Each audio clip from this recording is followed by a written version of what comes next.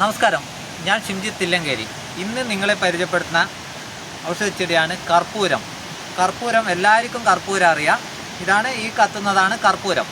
ഇതിൻ്റെ മരങ്ങൾ എല്ലാവരും കണ്ടിട്ടുണ്ടാവില്ല. അതിൻ്റെ മരങ്ങളെക്കുറിച്ചുള്ള ഒരു വീഡിയോ ആണ് ഞാൻ നിങ്ങളെ ഇന്ന് പരിചയപ്പെടുത്തുന്നത്. ഈ കാണുന്നതാണ് കർപ്പൂരത്തിൻ്റെ മരം.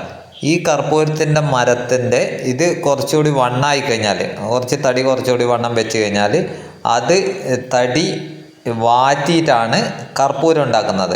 തടി ചെറിയ ചെറിയ കഷ്ണങ്ങളാക്കി നുറുക്കി അത് വാറ്റിയെടുത്തിട്ട് കിട്ടുന്നതാണ് നമുക്ക് കിട്ടുന്ന ഈ കർപ്പൂരം എന്ന് പറയുന്ന ഇത് ഈ കാണുന്നത്. ഇലക്കും നല്ല മണമായിരിക്കും.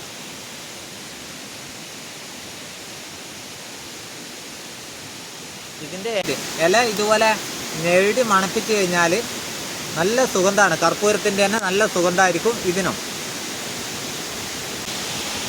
ഇതാണ് കർപ്പൂരം, എല്ലാവർക്കും അറിയുന്നതാണ് കർപ്പൂരം. ഇത് കർപ്പൂരം കണ്ട, ഇതെങ്ങനെ ഉണ്ടാകുന്നതെന്നില്ല ആർക്കും അറിയില്ല. കർപ്പൂരം ഏത് മരത്തിൽ നിന്നാണ് ഉണ്ടാകുന്നതെന്ന്.